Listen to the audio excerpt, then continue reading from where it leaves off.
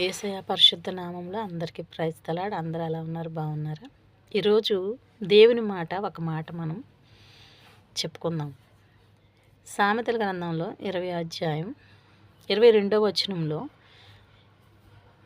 కీడుకి ప్రతి కీడు చేసేదని అనుకొనవద్దు, యెహోవా కొరకు కనిపెట్టుకొనుము, ఆయన నిన్ను రక్షించును అని దేవుని వాగ్దానం సెలవిస్తుంది. అంటే ఎవరైనా మన పట్ల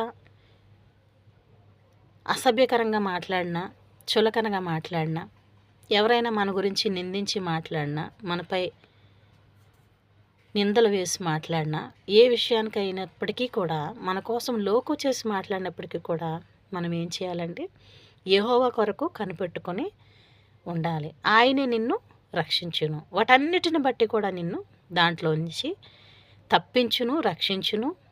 ఆయన కీడుముగా మనకు ఉన్నాడు. ఎందుకంటే కీడుకి ప్రతి కీడు దేవుడు చేయొద్దన్నాడు.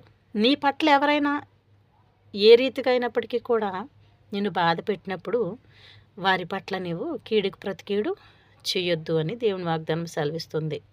అంటే వారు అట్లా అయిపోవాలి, ఇట్లా అయిపోవాలి, వారు అలాగా ఇది అయిపోవాలని మనం ఎప్పుడు కూడా మనోడితోటి కోరుకోకూడదు.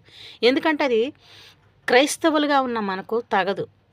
మనం ఎప్పుడు కూడా వారి పట్ల కనికరమైన స్వభావం గలవారిగా మనం ఉండాలి. ఎందుకంటే యేసయ్య ఈ లోకానికి వచ్చి ఆయన మనకు నేర్పించింది ఏంటంటే ప్రేమ అనే ఆయుధాన్ని, విశ్వాసం అనే ఆయుధాన్ని, వీటన్నిటినీ కూడా మనకు ఆయన నేర్పించాడు. మొదటగా ప్రేమ అనేది మనకు నేర్పించాడు.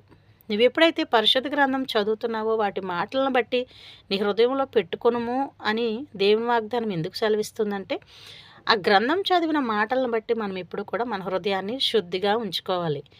మనకు కీడు చేసిన వారిని బట్టి మనము వారికి కీడు చేయకూడదు. వారిని బట్టి మనము తప్పుగా మాట్లాడకూడదు.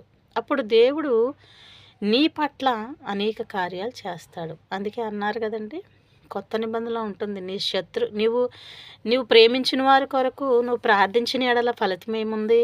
నీ శత్రువు కొరకు ప్రార్థించము, అప్పుడు నీకు అది ఫలితం కలుగుతుందని మనకి దేవుని బైబిల్లోనే ఉంది. ఆయన గ్రంథంలో ఆయన చెప్పిన మాటలను బట్టే ఉంది. అందుకే ప్రియులారా, మనం ఏం చేయాలంటే కీడుకి మనం ప్రతి కీడు చేయకుండా వారి కొరకు మనం ప్రార్థిద్దాం.